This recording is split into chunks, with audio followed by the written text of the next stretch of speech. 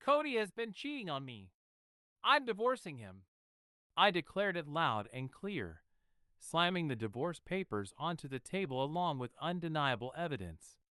Cody leaned back in his chair, unfazed. "Oh, so you finally noticed?" he sneered. "Took you long enough. You were always a useless housekeeper anyway. Just get out." I had just confronted Cody's parents with proof of his infidelity, making it clear that I was done with their daily harassment. I had no intention of staying in this house a second longer than necessary. As I packed my things upstairs, I suddenly heard frantic voices from downstairs. "Hey, what's with all those cars? There must be at least 30 black luxury cars parked outside. I have no idea. What's going on?" Curious, I peeked out the window. Sure enough, a line of sleek black luxury cars was parked in front of the house, stretching down the street. Cody's parents stood frozen in the doorway, their faces drained of color. They looked terrified, completely lost about what was happening. I descended the stairs calmly and gave them a reassuring smile. "Relax. I arranged for them. No need to be so surprised. They all belong to my company. My name is Julia, and I'm about to turn 30. I married Cody, who is the same age as me, just last year. For a while, we lived what I thought was the typical newlywed life.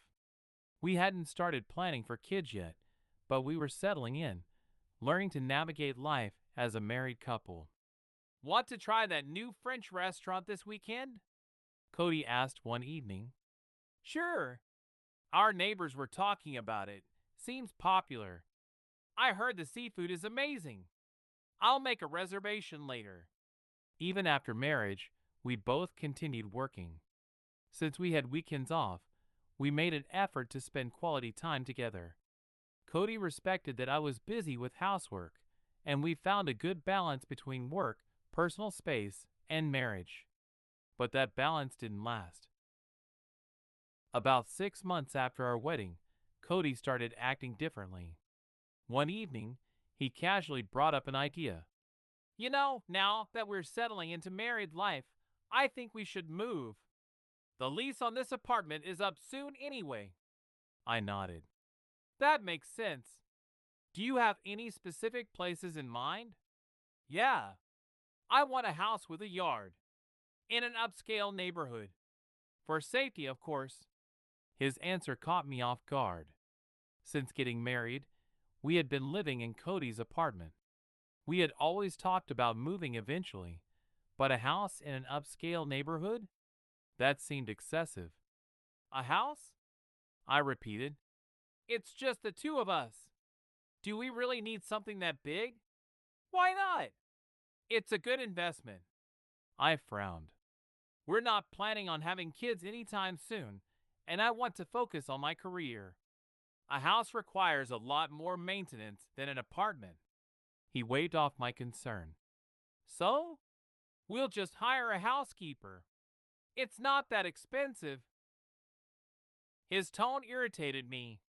He spoke as if it wasn't our problem, as if someone else would magically take care of everything. Technically, we could afford it. My income was more than enough to cover the cost of renting a house in a high-end area, even with a housekeeper. But I didn't see the point. "I'd rather save money for the future," I said firmly. Cody clicked his tongue. "We'll be fine. I'll look into it." And with that, he left the conversation unfinished. A week later, he sprang another surprise on me. "I arranged a house viewing for this weekend. Are you free?" I blinked. "A house viewing? Already?" He handed me the listing. My stomach dropped. "Cody, this is a mansion. It's not that grand," he said dismissively. "It's got a nice yard and a big balcony, that's all." I stared at the details. The property was massive, far too large for just two people.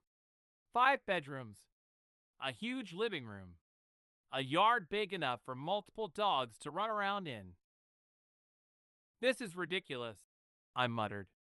Why would we need this much space? Cody smirked. Why are you being so stingy? Think about the future. I narrowed my eyes. Thinking about the future meant saving for it, not blowing money on an unnecessary luxury. No, we're not renting a mansion, I said firmly. Don't be so stubborn, he whined. I already set up the viewing. And just like that, I found myself being dragged to see the house. The place was stunning. It had a beautiful modern design, marble floors, high ceilings, and elegant furnishings. But no matter how impressive it looked, I wasn't changing my mind. Cody, on the other hand, was practically glowing with excitement. This is perfect. Let's move forward with the contract. I turned to him in disbelief. Excuse me? What did you just say? Don't worry, I'll handle everything, he assured me. Just leave it to me. Without waiting for my approval, Cody began discussing the rental agreement with the agent. My blood boiled. He was making huge financial decisions without consulting me. I bit my tongue, knowing that arguing in public wouldn't help. But the moment we got home, I confronted him. Cody, what the hell was that? You don't just start a contract without talking to me. He sighed as if I were being unreasonable. Relax. It's not just for us. I froze. What do you mean? He stretched lazily. My parents will be living with us too. A chill ran down my spine. Wait. What? Yeah, I've been meaning to tell you, he said nonchalantly. Mom and Dad will be moving in with us once we get the house. My stomach twisted. Not once had he ever mentioned this before. Not once. And yet, he had already made arrangements, without even asking how I felt about it. As I stared at him in shock, I realized something. This wasn't a partnership. This wasn't a marriage built on mutual respect. Cody had no intention of considering me in any of his decisions. He only cared about himself, and I wasn't going to tolerate it. At first, I tried to be reasonable. If Cody's parents were going to live with us, then yes, a bigger house would make sense. But that wasn't the issue. Cody, this is something we should have discussed together before you made a decision. His response made my stomach churn. My parents are getting older. We can't just leave them alone. I exhaled sharply. That may be true, but why didn't you bring it up before? You made this decision without me. Cody shrugged. It's already decided. There's no need for discussion. I blinked. Excuse me? I already told my parents. They're expecting to move in. For a moment, I was too stunned to speak. I could hardly believe what I was hearing. He had already discussed everything with his parents. He had already made arrangements. And yet, the one person who was supposed to be his partner, me, was completely left out of it. Why? I asked, my voice tightening. Why are you making these major decisions alone? Cody scoffed. So what? Are you refusing? I pinched the bridge of my nose, trying to keep my frustration in check. That's not the point. We're married, Cody. We're supposed to make decisions together. Why is that so hard to understand? His expression darkened. You're my wife. Don't complain about what I say or do. A cold chill ran down my spine. Cody, I said carefully, if I suddenly brought my parents to live with us without telling you, wouldn't you be upset? He scoffed. That's completely different. There's a difference between men and women. What I say goes. That's just common sense. I stared at him in disbelief. Was he serious? This wasn't just arrogance. This was some next-level male chauvinism. And the worst part? His logic made no sense. Cody, you do realize that I make more money than you, right? I pointed out. Your income alone wouldn't even cover the cost of renting this house.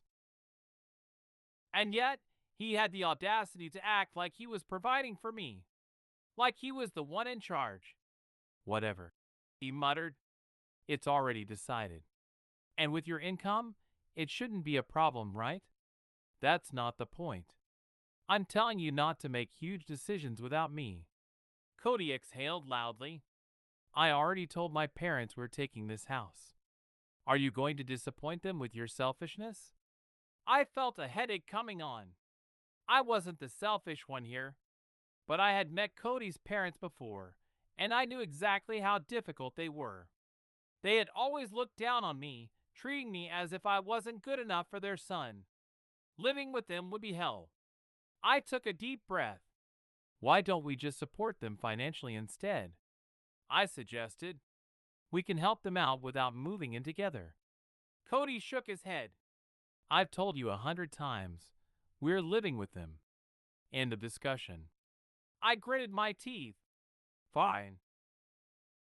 But I want one thing clear. You cover their living expenses. I'll pay the rent. But don't lie to them and pretend you are the one paying for everything. Cody smirked. Yeah. Just don't tell them. I exhaled sharply, knowing there was no point in arguing further. I had work anyway.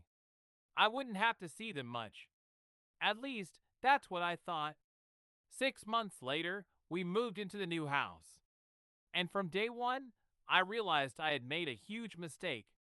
The second floor had 2 large bedrooms and 3 smaller ones. Naturally, I assumed that Cody and I would take one of the bigger rooms. But when I started bringing in my things, his parents immediately stopped me. Why are your things in this room?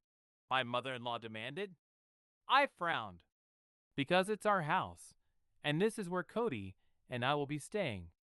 Her lips curled into a frown. Absolutely not. As the daughter-in-law, you should obviously take the smallest room. I was stunned. Excuse me? Be grateful you even get your own room. I opened my mouth, then closed it. I was paying the rent. And yet, here I was, being ordered around like I was some guest in my own home. My hands clenched into fists. I wanted to fight back. I should have fought back. But I knew better. Arguing with them wouldn't solve anything. So I swallowed my pride and moved my things into the smallest room.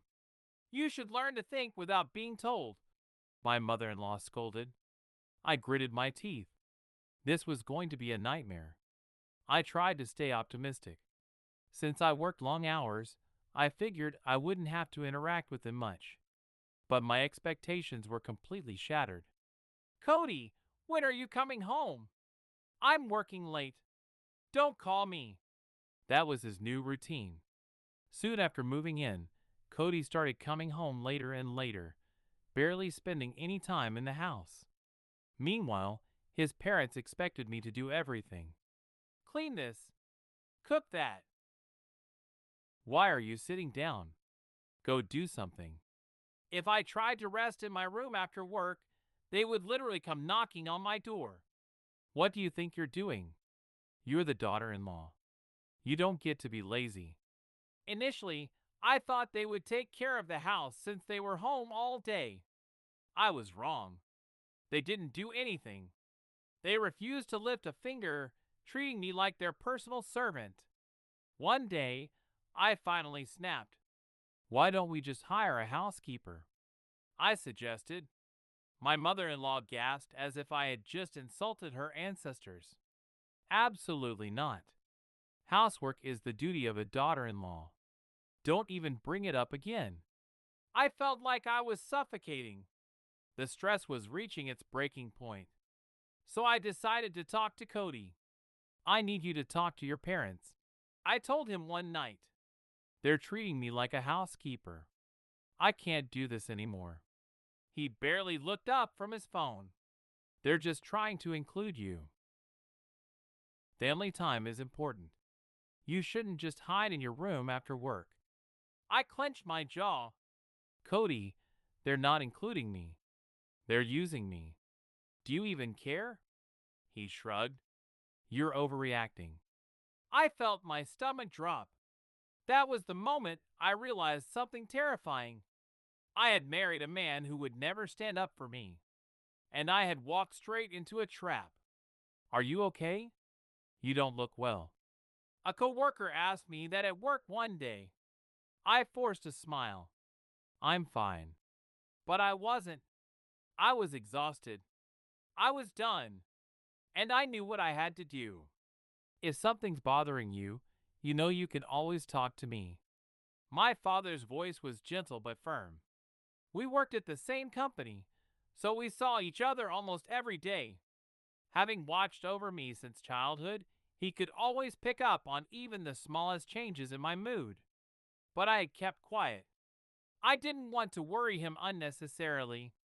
Still, I had reached my breaking point. I had already decided if things didn't improve, I would leave. Luckily, there were no children involved. That made things much simpler. I was tired, disgusted, ready to move on. But before I could even bring it up to Cody again, something happened that changed everything. One evening, just as I was leaving work, my father approached me. Julia, do you have a moment? His tone was serious.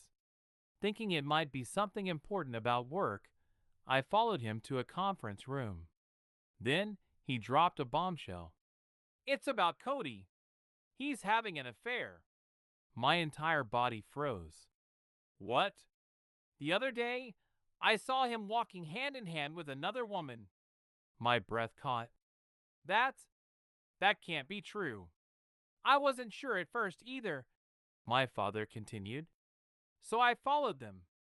They went into a hotel together. I felt like the ground had disappeared beneath me. No, I whispered.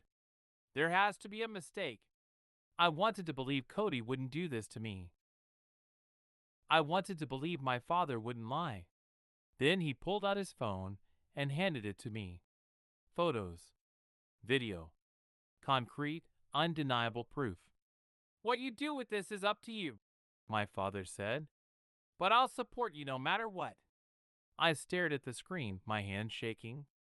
Tears welled up in my eyes, but I refused to let them fall. Because more than anything, I felt something else. Rage. That night, Cody called to say he'd be working late. Perfect. I dialed his parents instead. They answered with irritation. What do you want? We were relaxing. I didn't waste time. This is about Cody's affair. Silence. I placed the photos and divorce papers in front of them. I'm divorcing him. His parents barely even blinked. Oh, so you finally noticed? His mother scoffed. Took you long enough. You were a useless housekeeper anyway. Just get out. My hands clenched. They knew. They had known all along. And they didn't care. In that moment, I felt nothing but relief. These people would never be part of my life again. Without another word, I turned on my heel and went upstairs to pack. I called my father, and he promised to come pick me up. As I threw my things into bags, I suddenly heard shouting from downstairs. Hey! What are all these cars? There must be 30 luxury cars outside. I smirked. Stepping to the window, I peeked outside. Sure enough, a long line of black luxury vehicles was parked outside the house. Cody's parents were standing at the door, their faces pale with confusion. I calmly walked downstairs. Their eyes snapped to me, demanding an explanation. Don't worry, I said smoothly. I arranged for them. Their jaws practically hit the floor. Wait, what? I smiled. They belong to my company. The shock on their faces was priceless. You see, my in-laws had always assumed I was just a part-time supermarket worker. Cody, in his arrogance, had hidden the truth. He couldn't stand the fact that I earned more than him, so he made sure his parents never found out. But in reality, I owned a car rental business, a very successful one. We dealt in luxury vehicles, So the company had an entire fleet of high-end cars. Wait, what do you mean your company? His father stammered. I folded my arms. Exactly what I said. My father arranged for these company cars to pick me up. His mother's face twisted. You own a company? Since when? I sighed. Ask Cody. He's the one who made me hide it because of his fragile ego. Their mouths opened, then closed. They were speechless. Looking around in confusion, they probably felt like the world had just flipped upside down. But, but you don't spend much money, his mother said weakly. That's right, I replied. I don't waste my earnings on luxury brands. That's why you never noticed. Her eyes narrowed. Then you're not actually making much profit. I laughed. Oh no, we're doing just fine. In fact, we're about to open another branch. I casually told them the company name. Big mistake. They immediately pulled out their phones. The moment they saw my company's revenue figures, their eyes widened in pure disbelief. His father looked at me like he had never seen me before. You manage such a large company? You're really the CEO? I nodded. And I'm the one who's been paying the rent for this house, too. His mother gasped. What? Cody was just a regular office worker. There's no way he could afford a mansion like this. The truth finally hit them. They had looked down on me all this time, assuming I was beneath them, while their son had been lying to their faces. His father swallowed hard. Listen, Julia, about the divorce, can't we reconsider? I rolled my eyes. You're joking, right? His mother nodded desperately. We'll scold Cody severely. We promise. I let out a humorless laugh. Too late for that. The fact that he cheated on me and that you mistreated me doesn't change. Their faces twisted in panic. I saw it then, the desperation in their eyes. This wasn't about regret. They didn't care about me. They only cared about the fact that, after I left, they would be homeless. Please, his mother begged. It was just a fling. It wasn't serious. I gave them a cold smile. Doesn't matter. The divorce is happening. Get out of my house. We only treated you that way because we wanted you to grow. My in-laws were grasping at straws, desperately trying to justify their actions now that they knew the truth about me. Before, they had looked down on me, used me, treated me as nothing more than a housekeeper. But now that they realized I was the CEO of a successful company, they were terrified of losing me. Pathetic. Nothing they said could change my mind. I was just about to turn my back on them when my father, who had been waiting outside, finally lost his patience and walked in. What's taking so long? He asked, his voice calm but firm. I turned to him. Sorry, I was just explaining what I actually do for a living. Since, they had no idea. My father took one look at my in-laws and immediately understood the situation. His face twisted in exasperation. He must have found it laughable. How these people, who had treated me like dirt, were suddenly scrambling to change their tune because of money. Cody's father cleared his throat. Please, anything but divorce. We'll talk to Cody. We'll make sure the affair never happens again. My father let out a short, humorless laugh. You seem to be misunderstanding something. Cody's parents blinked in confusion. My father crossed his arms. Shouldn't you apologize first? His tone was sharp, cutting through their pathetic excuses like a knife. I couldn't help but smirk. They had never once apologized for how they treated me. Not for the harassment, not for looking down on me, not for supporting Cody's affair. Instead of acknowledging their wrongdoings, they had spent all this time justifying them. That wasn't how an apology worked. My father sighed deeply, clearly disappointed. You do realize that if you were truly remorseful, You would have apologized the moment you saw Julia, right? Cody's parents flinched. When you've wronged someone, the first thing you do is apologize. That's basic social etiquette. How do you not understand that? I glanced at my father. He had spent years as an executive at a major corporation. He knew how to handle people. And right now, he was tearing my in-laws apart without even raising his voice. Cody's father finally swallowed his pride. We're truly sorry. Everything was our fault. We admit it, and we apologize. Please, please forgive us. Anything but divorce. Then, just as my father had implied, they dropped to their knees. Pathetic. They weren't apologizing because they felt guilty. They were apologizing because they didn't want to lose the money. It was disgusting. And I was never going to be like them. How disgraceful. My father muttered, throwing away your pride for money. Don't you feel ashamed? Cody's mother stammered. Biba, you told us to apologize. I told you to apologize if you were truly remorseful. My father corrected. This isn't an apology. This is just desperation. Cody's parents grimaced. They didn't understand. But I did. An apology wasn't just words. An apology wasn't something you used to gain something in return. It was about taking responsibility for your actions. And they had no intention of doing that. This conversation is pointless, I said, turning to my father. Let's go. He nodded. Yes. Staying here any longer is a waste of time. I gathered my things and walked out.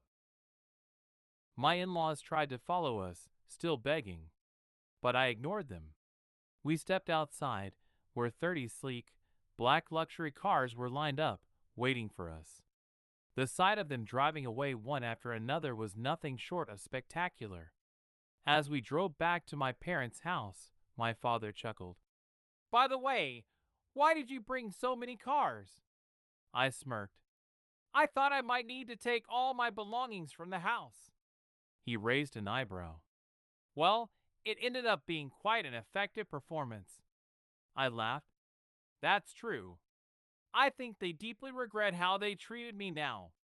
On the way home, I finally told my father everything. All the harassment.